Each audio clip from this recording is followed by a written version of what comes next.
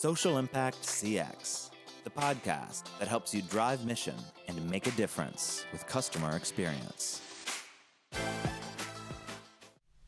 Hello, everyone, and thank you for joining me for the Social Impact CX podcast.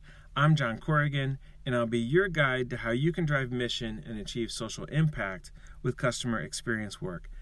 This is episode 11 of Social Impact CX, and thanks again for listening. Today, I'm grateful for the power of the podcast. There is a whole new world of opportunity in audio communication out there today that provides me with the capability to connect with all of you on this podcast, and that's really extraordinary. If you're enjoying what you're hearing on Social Impact CX, please tell a friend or colleague and go ahead and like, comment, or provide a review wherever it is that you're listening. That would be much appreciated.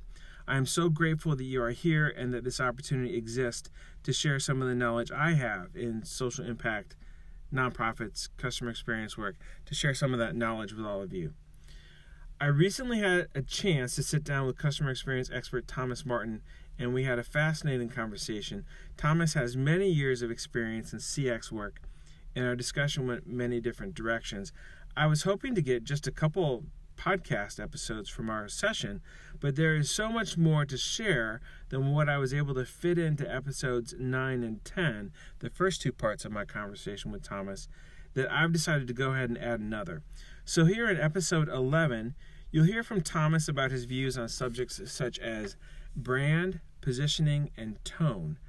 He also has a CX-oriented take on the 4 Ps, the 4 Ps of CX: product, place, people, and process.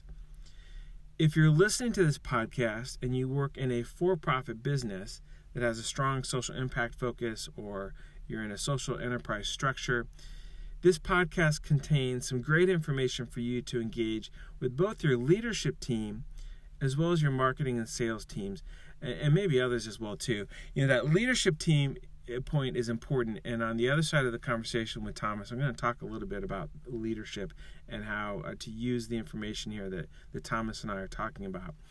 These themes are great collaboration opportunities with both leadership and other colleagues.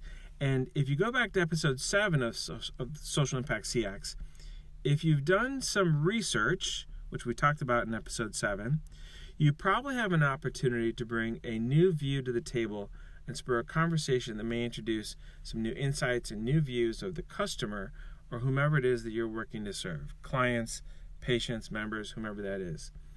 Now, if you're in a nonprofit environment and listening to this podcast, and you just heard what this episode is all about, the themes, I really hope you find this information valuable as well too, and please hang in there, because I'd like to make the point that quote-unquote marketing type concepts such as brand, positioning, and tone are just as important for nonprofit success as they are for for-profit success and results.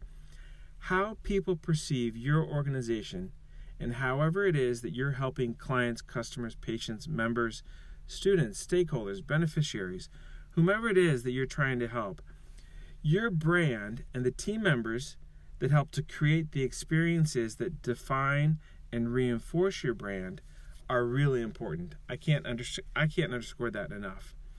I'll let Thomas do the talking in this episode on these subjects, but I'll tell you, as a leader myself who has worked in both nonprofit organizations and for-profit companies, I just wanted to reinforce that even though these ideas are sometimes thought of as, quote, for-profit concepts, if you think of them as related to achieving mission and how you're connecting with people and the experiences you're providing, these ideas are many times absolutely critical and important to master in a nonprofit and social impact organization as well. I hope you've had the opportunity to listen to episodes 9 and 10 of Social Impact CX from my discussion with Thomas Martin. If you've not caught the first 2 parts of our conversation, I urge you to check them out. Social Impact CX podcast episode 11 is the 3rd part of my conversation with Thomas. If you have a question or comment about what we're talking about in this episode, please send an email to comment@socialimpactcx.com. Also, as usual, you can comment or connect on Twitter, LinkedIn, YouTube, or SoundCloud, and I'll provide detailed contact info at the end of this recording on how to reach us there. So without further delay, here's part 3 of my conversation with Thomas Martin. I hope you find this part of the discussion as interesting as the first 2 parts.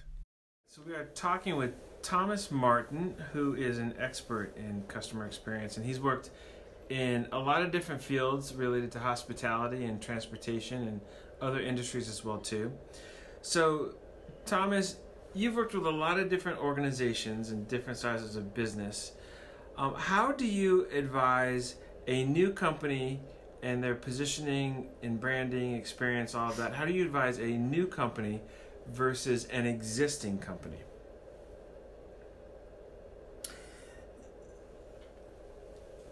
I think both start out similarly in if it's a existing company that perhaps is repositioning a bit, or a new company. So what do you want to be known for?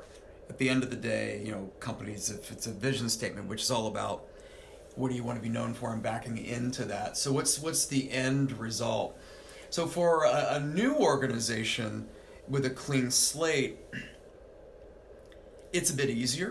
Sort of mapping out the journey of all the touch points, and those touch points may or may not have a human element to it. For me, it's like writing the treatment for scenes in a play. Mm-hmm. If you think about all the different scenes in a play, so there's the scripting, or talking about the people aspect of it. And so all of those things together really help create that customer experience or that customer journey, again, backing into what you want to be known for. And to me, that's a bit easier, but for me, like a challenge. So I'm actually...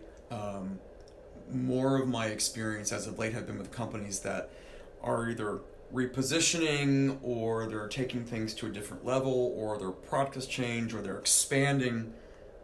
And so there's who they are today based on customer feedback, and that comes in all shapes and forms. And then there's what they want to be known for, and so it's identifying the gap that exists. And oftentimes that gap can be that their environment. So we talked about the 4 Ps earlier. So we talked about the product. So maybe the product is staying similarly, but the place or the environment. So is that keeping up with what customers are looking for from an ease, a convenient? There's the processes that companies go through. So policies or procedures, and do they really mirror what the company is looking to be known for? And then of course there's the people aspect. So for example, those human touch points. So what the customer is experiencing, what they're seeing, what they're hearing, does that really back in? And from that,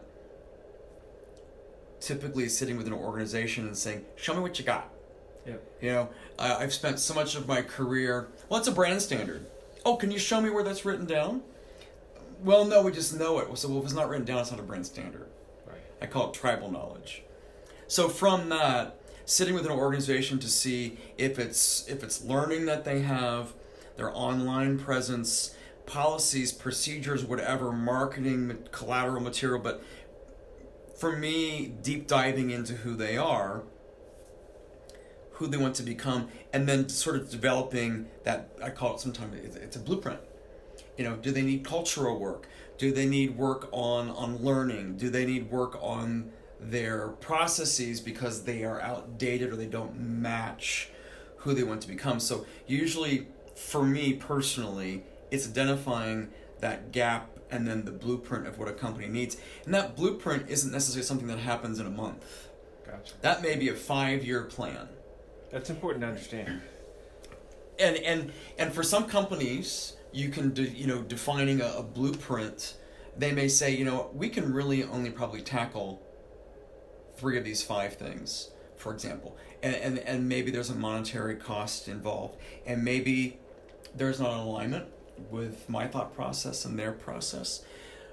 But the idea is that it's important that companies have options, because you're going to have people with different mindsets, and I'll be the first to admit, I mean, I always have the best direction, but the idea is to be able to have enough ideas on the table to come to consensus of, okay, we're going to tackle, here's the low-hanging fruit. And for a lot of companies is, do they have the right, if it's cultural, do they ever have the right values in place, or the right pillars, or there's so many different ways those are defined. And then what are your hallmarks of service or of the experience, which has to line up with your culture. So, there's the values of how you're going to operate together within your team members, how we're going to work together internally, and then there's how the customer is going to experience you along the way. Okay.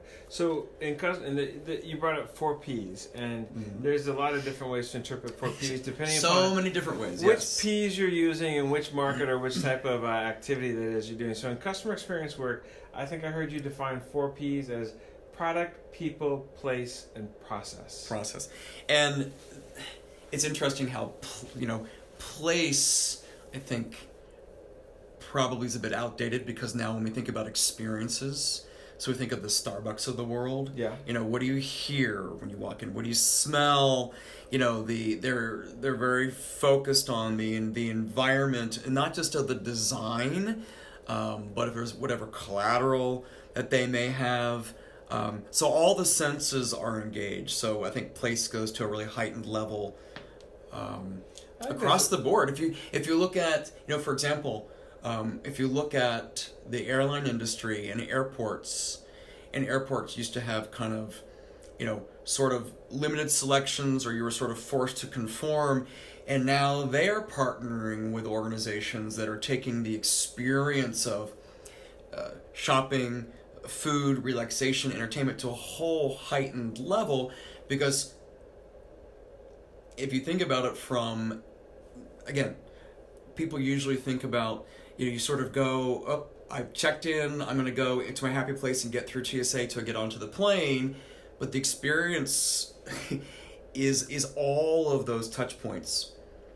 And there was an article a few years ago when an airline and an airport had made some major changes about when people, usually think of getting off a plane, it's about racing out of the airport as quickly as possible, and about how people were actually stopping to engage with the technology and the shopping and entertainment before they left the airport. So a whole paradigm shift of people's concept of traveling, but again of in partnering with what happens within the airport, which there's not as much of a relationship as a lot of people think there is. They're usually run by a whole other organization. It's not that the airline runs the airport. So again, that is what is, I think, key in listening to the voice of your customer, but also sometimes staying a step ahead of what they want along the way. Using different approaches like the 4 Ps of customer experience, I think, can be very valuable. But the complexity of the work that's going on, there's a lot to unpack about each one of those. With product, that could be a really complex set of service offerings that form a whole experience. And so, or it could be a combination of products, physical goods, and services that go with it. And that goes for nonprofit organizations or social impact organizations as well.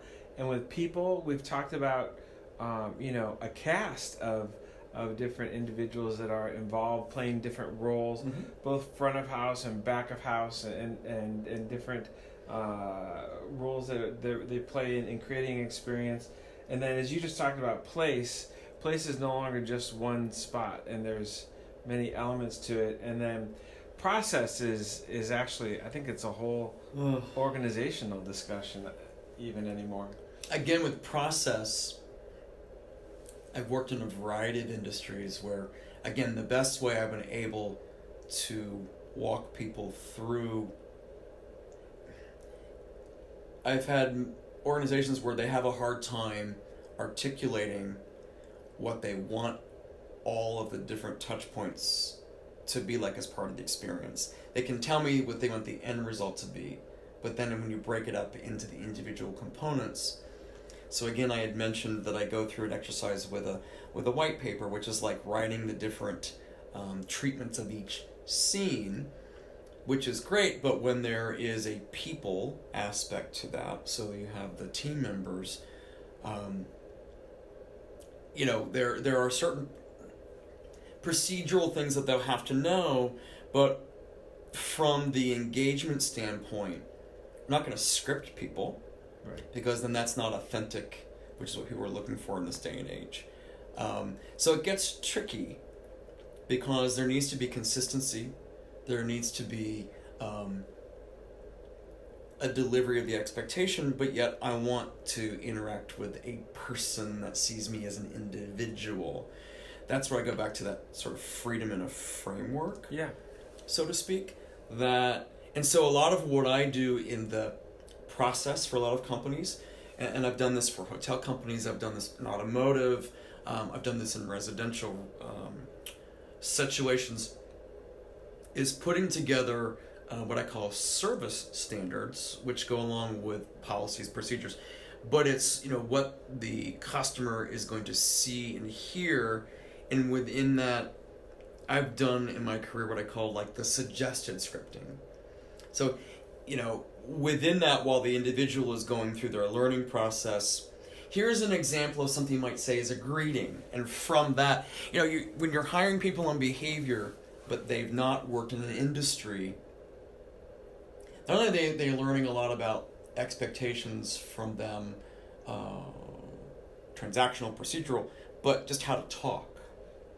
And so sometimes you have to lay a bit of a groundwork, like, yo dude, what up, is not going to be appropriate in most settings. Right. And then there's the opposite of the good evening, sir, which is sort of old world luxury. So putting it in a tone of voice that gives, for some individuals, they may use that as their initial greeting for comfort, and then from there they will branch out when they get more acclimated into their role. In my entire career, the only script that I've ever written that's been judged by even a third-party auditor has been a telephone greeting. Just to keep it consistent, because for somebody calling your organization, as antiquated as that may seem, some people still do it, it does set the tone for who you are. I think you use the word comfort, which is really interesting. It doesn't matter if you're trying to sell something to somebody or serve somebody or provide a better experience, whatever it is you're trying to do. If you make that person comfortable, I think you're well on your way to hopefully creating the right experience. And oftentimes, I think comfort goes hand in hand with that emotional connection that you're creating with people. And I think people are like, oh, emotions, and that we don't talk about, that's not a professional thing. And it's like, well, 20 years ago, we wouldn't have thought about emotionally connecting. But now everyone's talking. Everybody wants their experience how they want it. And as human beings, all of us gravitate towards experiences that we feel connected to. And often in a classroom setting, I will get sometimes some looks of skepticism, and I say, all right, let's flip this around. Where are you spending your money that you're working so hard to get? Where do you spend it? And where do you go back to time and time again? And I often get great examples of where the family goes for pizza, or where they go to for their dry cleaning or a mechanic. But beyond the product or service they're getting, there's a certain way that you're made to feel. And it's not just about the fact that they remembered your name, but there is a comfort level that you're going to be taken care of. And also the benefit of that is, if I like you and I'm comfortable and you make a mistake, you screw up, I'm a lot more forgiving. Right. Along the way. But that comfort level is different. Some people, some people need a lot of attention at certain times, and some people are very self-sufficient. So, that old need to read your customers can come into play. But sometimes that comfort is just, it's a smile and a greeting and someone acknowledging them as an individual versus the next, now serving number. And it's funny, I've giggled along the way when I've been different places, and you hear the next guest, please. And I'm like, well, that's unusual. I never thought that they would call their customers guests. Years ago, the movie theater industry was really struggling with competition, and I can remember going to a movie theater I'd gone to for years, and they decided that the person taking your ticket needed to have a standardized greeting. And so 5 people ahead of you and 5 behind you, including yourself, you heard the same, thank you for coming to Lowe's, thank you for coming to Lowe's, thank you for coming to Lowe's. And it was inauthentic. And so, companies have really grappled with that. We want to make you feel comfortable, but it needs to be authentic. So, again, it's trial and error for every industry. So that was the third set of highlights from my conversation with customer experience expert Thomas Martin.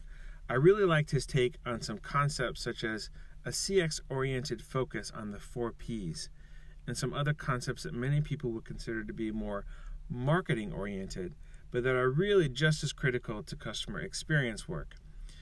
Marketing and CX work are sometimes confused, but I think that there are some differences in how each department or team works. But I'll tell you, where you find some similarities or overlap between marketing and CX, there's usually a great opportunity for collaboration. And as I've said before, good CX work never happens in a vacuum. Great experiences are not brought about by one person or one department. It's almost always a team effort. And if you've not had an opportunity to listen to Thomas's thoughts on team members and team efforts, I'd really encourage you to listen to episode 10 of Social Impact CX. It touches on the concept of team members versus employees. Thomas spent some time talking about the differences between team members and employees. And I think it really ties into the idea of collaboration and the importance of collaboration. It supports that concept as well. And these ideas that Thomas talked about related to brand, positioning, and people, these are not just subjects to explore with colleagues in the marketing or HR department. These are also subjects of discussion for leadership. So don't be afraid to engage with your organization's leadership team and key leaders on these topics, really on behalf of better serving whomever it is that you're trying to help as an organization and as a team. Customers, clients, members, patients, beneficiaries, whomever that is. And if you are a leader, an executive listening in to Social Impact CX, these are some great subjects to talk about with your team, and they're also great subjects to talk about with whomever it is that you report out to, board members, funders, a leadership council of some type, whomever that is. The subjects Thomas and I just explored have everything to do with improving results, real results that should be measurable and that you should be able to report out on in relation to achieving your mission and objectives in a nonprofit or social impact context. As I've said before, Social Impact CX is also intended to be an interactive forum, a place to stir conversation, answer questions, explore new ideas, put some context and definitions around the jargon of the world of customer experience. So after listening to Thomas and I in this third installment, what questions do you have? You can ask a question or make a comment at Social Impact CX a couple different ways. First, you can send an email to comment@socialimpactcx.com. That's comment@SocialImpactCX.com. You can also find us on Twitter and post a question there. Our Twitter handle is @SocialImpactCX. And if you feel so inclined, you can use the hashtag SociImpCX. And please follow us on Twitter to stay up to date with new podcasts and other related content. You can also find me on Twitter at the handle @JFCorrigan, or if you're listening to this podcast via YouTube, feel free to post a question there in the comments section, and we'll do our best to answer or provide a direct response. And while you're at YouTube, please subscribe to the Social Impact CX channel as well to keep up to date with all of our audio and video recordings. This is John Corrigan reminding you that, especially in social impact work, it's important to understand that your mission is really all about someone else's journey. And the more you know about someone's journey, the more you can help. Thanks for listening to Social Impact CX.